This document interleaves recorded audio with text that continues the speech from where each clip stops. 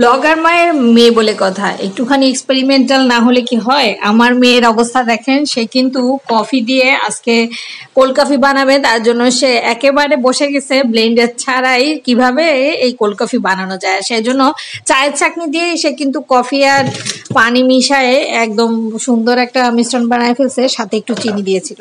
আর আমিও তাকে দেখে আমারও একটু মন চাচ্ছিল যে আমিও এইভাবে একটু খেয়ে দেখি, আর একটুখানি হার্ট শেপ ক্যাপিচানোর মতো একটু শেপ করতে চাচ্ছিলাম। যদিও ভাই আমি অত ভালো রাঁধুনি না, আগেই আমি বলেছি, প্রত্যেক ভিডিওতে আমি বলি। তবে আলহামদুলিল্লাহ যেটুক পারি আমার মেয়েদের আর আমার বরের মোটামুটি চলে যায় এই আর কি। আমি তো আর বিজনেস করতে চাচ্ছি না, নিজেদের ইচ্ছাগুলো শখগুলো পূরণ করতে পারলেই হলো। আসসালামু আলাইকুম বন্ধুরা, কেমন আছেন সবাই? আজকে কিন্তু আর চা দিয়ে না, কফি দিয়ে ইন্ট্রো করলাম। আর কফিটা বানিয়েছে আমার মেয়ে, মানে এই মিশ্রণটা আমার মেয়ে বানিয়েছে।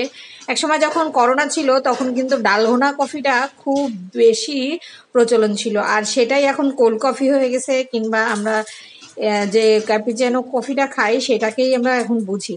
আর ডালগোনা কফির রেসিপিটা আমি একসময় শেয়ার করেছিলাম আমার এই ছোট্ট পেজে, কারণ করোনার সময় টুকটাক ভিডিও আমি করতাম ঠিকই, কিন্তু সেইভাবে করা হয় নাই কখনোই। যদি করতাম তাহলে হয়তোবা এখন আর এই দিন দেখতে হইতো না, তখন তো হয়তোবা আমার পেজেও কমপক্ষে হলেও 100-200 ফলোয়ার্স থাকতো। আর এই যে বিকেলে আমি আজকে মেয়েদের জন্য একটুখানি অন্থন বানাচ্ছিলাম। অন্থন বানানো খুবই সহজ, আমরা প্রত্যেকেই কম বেশি যারা গৃহিণী আছি এখনকার নাস্তা বানানো আর কারো শিখতে হয় না, ইউটিউব থাকলে, নামক শাশুড়ি থাকলে।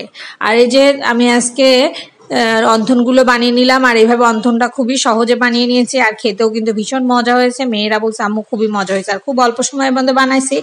আর আমি সবসময় পাতাকপি, গাজর এগুলা একটু এনে রাখি, কারণ এইগুলা দিয়ে নাস্তা বানাতে মনে হয় কম বেশি সবারই সহজ হয়।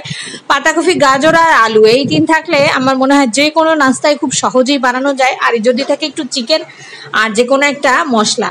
আর এই যে কথা বলতে বলতে আমার কিন্তু রান্নাটা শেষ, মানে বিকেলে নাস্তাটা শেষ আজকে।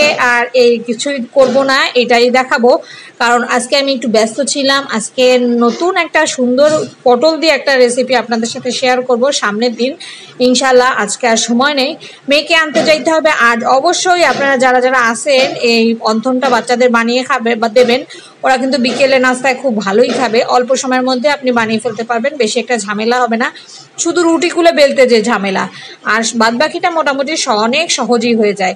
আর অবশ্যই কমেন্ট করতে ভুলবেন না, অবশ্যই 1-2টা শেয়ার দিলে আমার জন্য, আপনার জন্য, দুজনের জন্যই কিন্তু ভালো।